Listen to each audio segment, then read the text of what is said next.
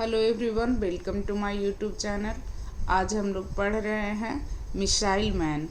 Missile man जो class 7 में दी हुई एक जीवनी है। जीवनी वह होती है जो इसमें लेखक दूसरे के बारे में लिखता है और आत्मकथा में लेखक स्वयं अपने बारे में लिखता है। मिसाइल मैन आप लोग जानते ही होंगे, मिसाइल मैन किन्हें कहा जाता है। ये हैं हमारे सर APJ अब्दुल कलाम, जिन्हें मिसाइल मैन के नाम से जाना जाता है। तो इनकी जीवनी यहाँ दी हुई है, पढ़ते हैं इसे। क्या इसमें बताया गया है 21वीं। हाँ, ये जीवनी जो है वो थोड़ी लंबी हो जाएगी क्योंकि काफ़ी बड़ी है, तो इसे हम 2 पार्ट में पढ़ेंगे। आज हम लोग इसके पहले पार्ट को पूरा करते हैं, कल इसके दूसरे पार्ट को पूरा करेंगे। तो जीवनी पढ़ने से पहले इन्होंने कुछ मोटिवेशनल बातें बोली थी, प्रेरणादायक बातें बोली थी। बहुत अब APJ अब्दुल कलाम की तो बहुत सारी बातें हैं, लेकिन इस बुक में यहाँ पे जो दी हुई है 2-3 वाक्य जो दिया हुआ है, इनकी जो 2-3 बातें कही गई है, पहले इसे पढ़ते हैं, उसके बाद इनकी जीवनी को पढ़ेंगे।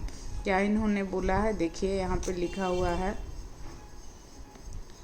पहली जीत के बाद आराम मत करो, क्योंकि अगली बार नाकाम हुए तो लोगों को यह कहने का बहाना मिलेगा कि पहली जीत तो भाग्यवश मिली। दूसरा, बारिश के समय सभी पक्षी शरण तलाशते हैं, मगर बाज बादलों से भी ऊपर उड़कर बारिश से बचाव करता है।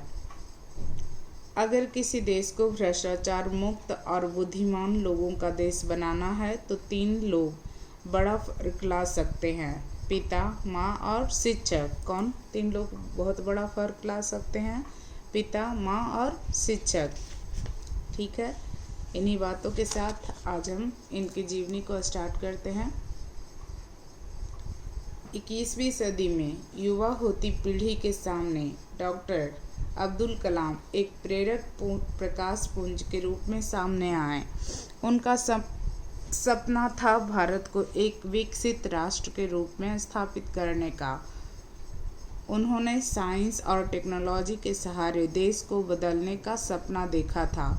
युवाओं के बीच वे खासे लोकप्रिय थे। उनका जीवन भारत को सदैव आगे बढ़ते रहने की दिशा दिखाता रहेगा।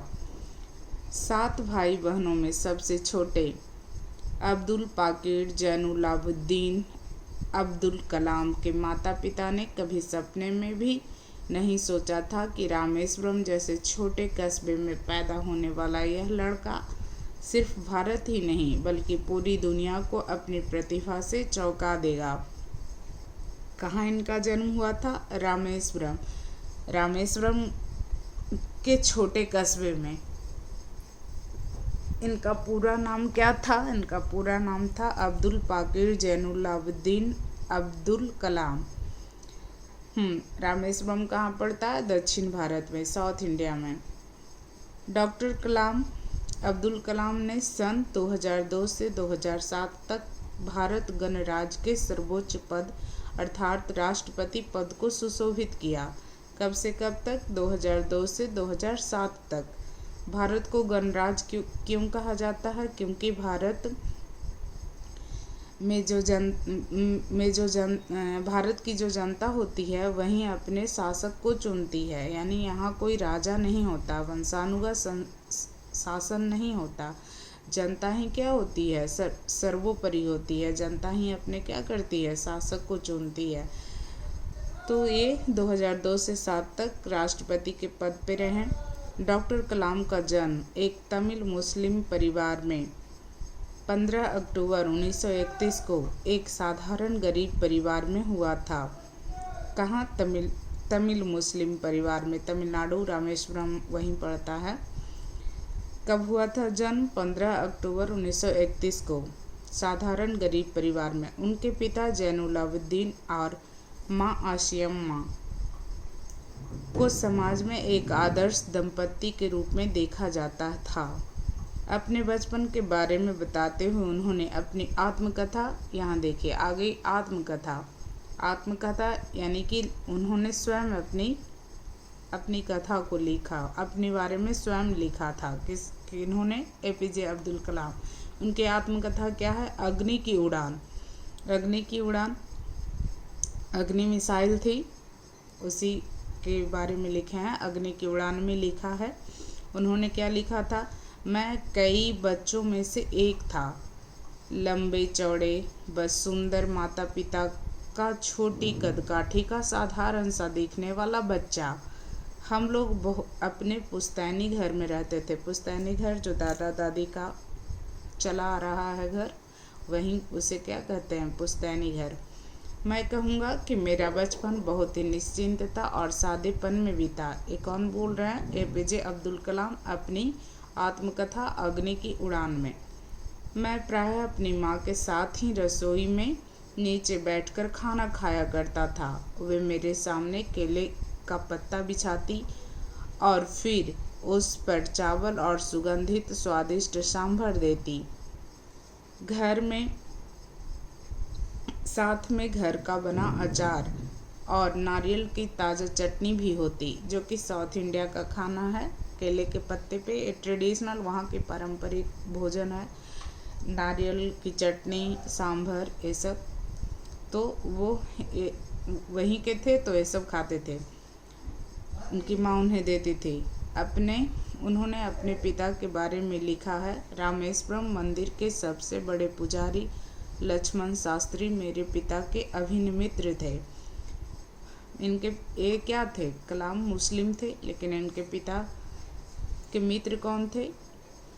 पुजारी जो थे मंदिर के, रामेश्वरम के, वो लक्ष्मण शास्त्री इनके पिता के मित्र थे। दोनों अपनी पारंपरिक वेशभूषा में होते और आध्यात्मिक मामलों पर चर्चा करते। उन्होंने मुझे बताया, जब तुम नमाज पढ़ते हो तो तुम अपने शरीर से इस ब्रह्मांड का एक हिस्सा बन जाते हो, जिसमें दौलत, आयु, जाति या धर्म, पंथ का कोई भेदभाव नहीं होता। डॉक्टर अब्दुल कलाम ने रामनाथपुरम के स्वाट्स हाई स्कूल से प्रारंभिक शिक्षा पूरी की। 1950 में इंटरमीडिएट की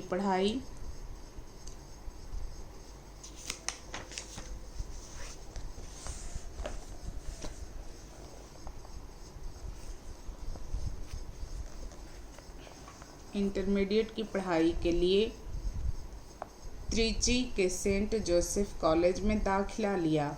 जब वे त्रिची से रामेश्वरम लौटते, तब अपने बड़े भाई मुस्तफ़ा कलाम की परचून की दुकान पर मदद किया करते थे, क्योंकि इनका जन्म कहाँ हुआ था? एक साधारण गरीब परिवार में। तो उनके भाई परचून की दुकान चलाते थे। वहाँ पे वे जब पढ़ के आते थे तो उनकी मदद करते थे। सेंट जोसेफ कॉलेज में वे 4 साल रहे। यहीं से उन्हें अंग्रेजी साहित्य पढ़ने का चस्का लगा। उन्होंने 1954 में फिजिक्स में ग्रेजुएशन किया। इसके बाद उन्होंने Madras institute of technology MIT के चक्कर लगाने शुरू किए। वहाँ के लिए उनका नाम चयनित उम्मीदवारों की सूची में आ तो गया, पर पिताजी के पास इतना पैसा नहीं था कि दाखिले का खर्च उठा सके। तब उनकी बहन जोहरा ने अपने हाथ के कड़े और गहने का हार गिरवी रखकर फीस चुकाई। तभी उन्होंने कड़ी मेहनत करके पढ़ाई करने और पैसा कमाने का निश्चय कर लिया। 1955 में पहला वर्ष पूरा करने के बाद उन्होंने एरोनॉटिकल इंजीनियरिंग को अपना विशेष विषय बनाया। किसे? एरोनॉटिकल इंजीनियरिंग को। 1958 में मद्रास इंस्टीट्यूट ऑफ टेक्नोलॉजी से ग्रेजुएशन के बाद doctor Abdul Kalam defence research and development organisation DRDO से जुड़े। शुरू में उन्होंने भारतीय सेना के लिए एक छोटा हेलीकॉप्टर डिजाइन किया, लेकिन वे इससे संतुष्ट न थे। इसके बाद 1962 में वे Indian Space Research Organisation ISRO से जुड़े। ISRO जो भारतीय अंतरिक्ष अनुसंधान केंद्र है, इससे जुड़े। ठीक है। 1980 में भारत ने अपने पहले स्वदेशी उपग्रह प्रक्षेपण यान SLV-3 से किसे रोहिणी उपग्रह को अंतरिक्ष में सफलतापूर्वक स्थापित किया। डॉक्टर अब्दुल कलाम इस प्रोजेक्ट के डायरेक्टर थे। कब? 1980 में भारत ने अपना पहला स्वदेशी उपग्रह सैटेलाइट, उसका क्या नाम था? रोहिणी, जिसको किससे? SLV-3 से इसको प्रक्षेपित किया गया था अंतरिक्ष में। तो वो सफलतापूर्वक वहाँ अंतरिक्ष में स्थापित हो गया था रोहिणी। इसके डायरेक्टर कौन थे? इस प्रोजेक्ट के डायरेक्टर कौन थे? अब्दुल कलाम। तो आज यहीं तक रखते हैं। कल इस जीवनी को पूरी करें, पूरा आगे का पूरा दूसरे पार्ट में होगा, कल पूरा कर लिया जाएगा। थैंक यू, धन्यवाद।